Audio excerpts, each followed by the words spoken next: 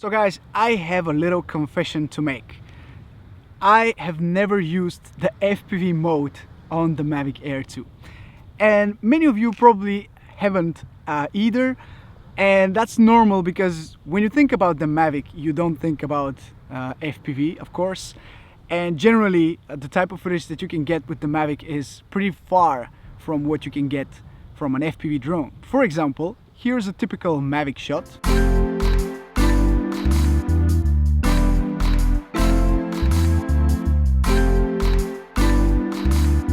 And here is a typical FPV shot.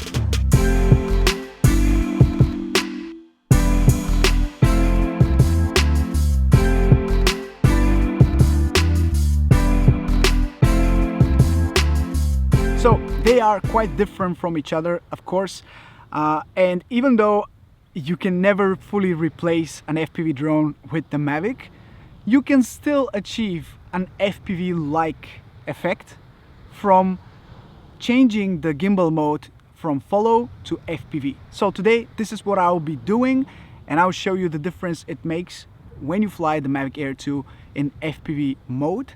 I've been getting a lot of questions on the videos which I create both with my FPV drones and my Mavic drones, and people seem to think I am only using one drone, and that's not the case. I'm combining them both, and I think that's the best of both worlds.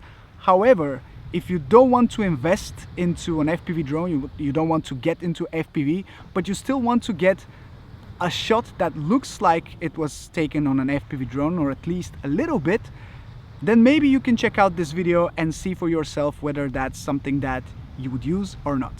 Let's check it out. Alright, so usually your Mavic gimbal is set to be in follow mode, which means that when you tilt the gimbal, it will stay horizontal. It will not follow the direction of the drone, and it will stay locked on the horizon and keep stabilizing your shots. However, if you want to change that and you want to try FPV mode, you can simply go into the settings of the drone, tap the three little dots on the upper right corner, then go to control and set your gimbal mode to FPV mode.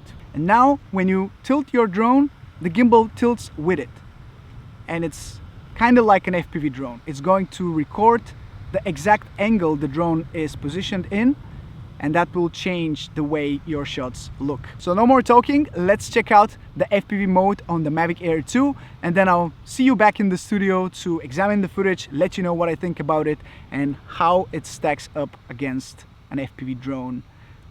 Review of this quadcopter is coming soon, by the way, stay tuned for that.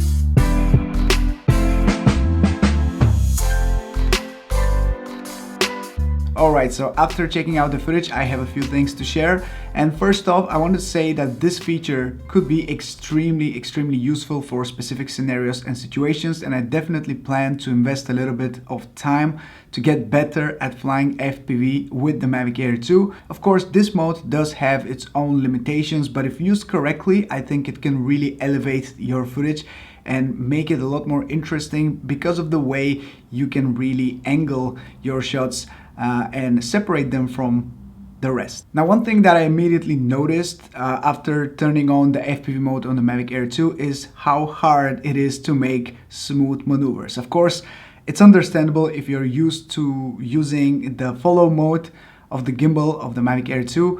The difference in the behavior of the drone is quite dramatic. So I would always advise you to test this feature if you're in a safe environment with lots of space and no obstacles, because it can really make you a little bit dizzy, because unlike FPV, you're not using goggles to see where the drone is going. You still have to look at your screen.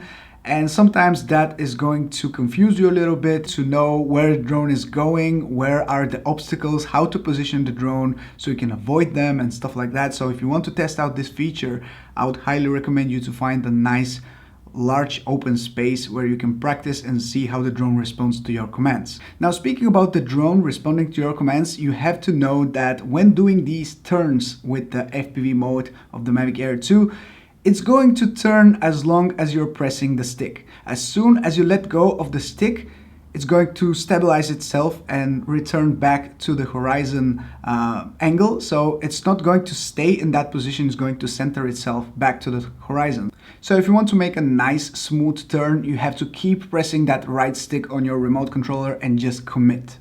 So like I said, it's a bit hard to judge the speed, the angle, and the direction of the drone when flying in FPV mode. So I would advise you to shoot in 4K 60 so you can have at least a little bit of help from the drone itself. So when shooting in 4K 60, you will be able to slow down your footage later, and that will help you get a little bit more stable looking, smoother shots. So this is something that I used in my edit as well. Sometimes you do a nice little maneuver, but it takes like 1 or 2 seconds only, and it's too sharp. So as soon as you slow down the footage, it becomes 4 seconds long, and now you have the shot. If you want to take things to the next level, you can activate sport mode, and that's going to sharpen up the reactions of the drone. It's going to make it faster. However, it's not going to detect any obstacles on its way, so you're literally on your own. So keep that in mind. I don't think it's a good idea to start with FPV mode on the Mavic with sport mode because it's too high of a risk, and I think you need to be really confident in your flying skills to activate sport mode. But it's worth it if you want to get unique type of shots because of the speed, the extra agility of the drone, and the reaction time as well. So there is definitely a way to spice things up by using FPV mode in your shots, and I'm only scratching the surface of what's possible in today's video. I'm definitely going to dig deeper and start using it a lot more in my videos, as I really see the potential, especially combined with some real FPV shots where you can really go through obstacles or very close to obstacles without any problems. Combining that with the type of footage that you get on the Mavic is going to be just golden. Alright, that's everything that I have for you in today's video. Thank you so much for watching. I hope you found the video interesting, useful, and informative. If you did, don't forget to drop a like, subscribe for more videos like this one. This is Mike from Drone Supremacy. Thank you so much for watching. I'll catch you in the next one. Ciao.